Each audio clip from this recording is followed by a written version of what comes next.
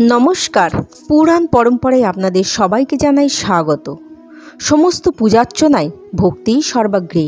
তবুও শাস্ত্রমতে জন্মাষ্টমী পালনের যে নিয়মাবলী বলা হয়েছে তা মূলত ভক্তিকে আরও শৃঙ্খলিত ও গম্ভীর করে তোলার জন্য কিছু নিয়ম ও পূজা পালন পদ্ধতি ধাপে ধাপে আপনাদের জানাচ্ছি।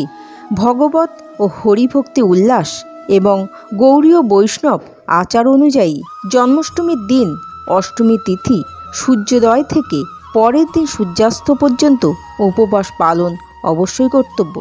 যদি শারীরিক কোনো কারণে সম্পূর্ণ নির্জল উপবাস থাকা সম্ভব না হয় তবে ফলাহার, দুধ, ফল, পঞ্চামৃত গ্রহণ করা যায়।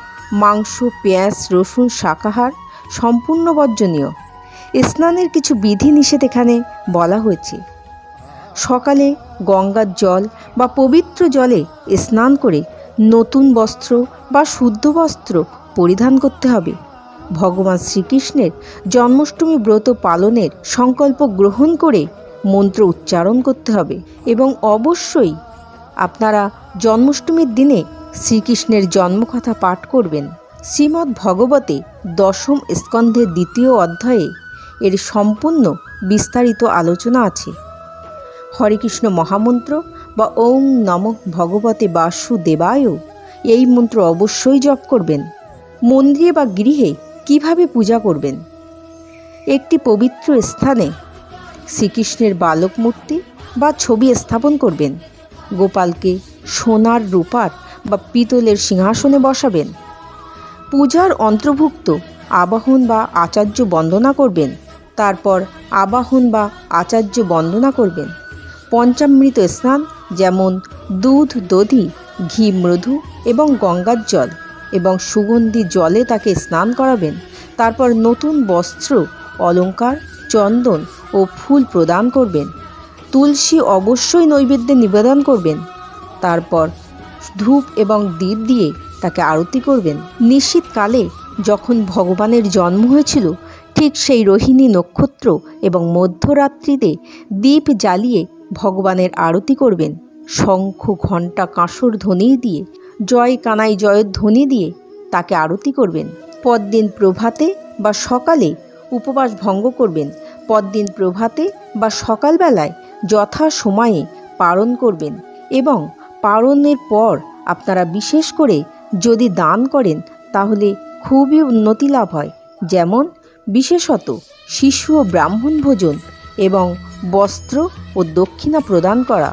শাস্ত্র নিয়ম ভক্তিকে রূপ ও ছন্দ দেয়, কিন্তু যদি মন সর্বক্ষণ কৃষ্ণে লীন হয়ে থাকে সেটিই জন্মাষ্টমীর আসল ফল।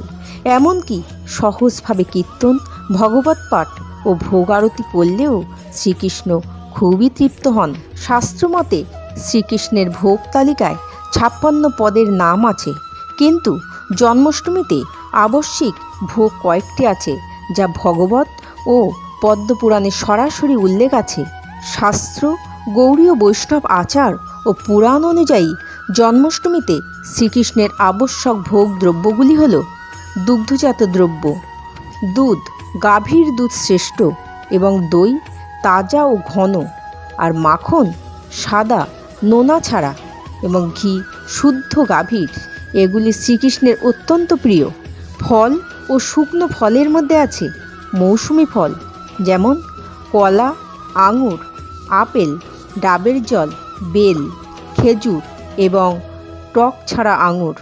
এবং শুকনো ফলের মধ্যে আছে কিশমিশ, কাজু, বাদাম এবং আখরোট।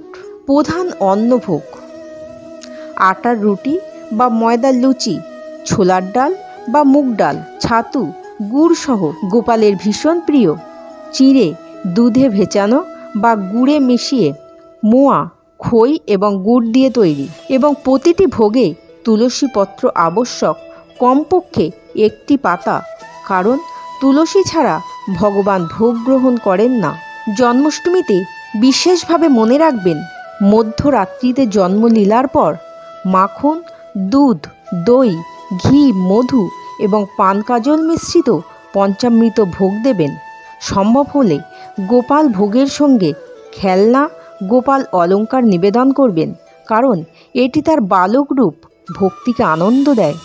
যত ভোগই দিন, প্রতিটি শুদ্ধ, অহিংসা, সাত্ত্বিক ও পেঁয়াজ রসুন বর্জন হতে হবে।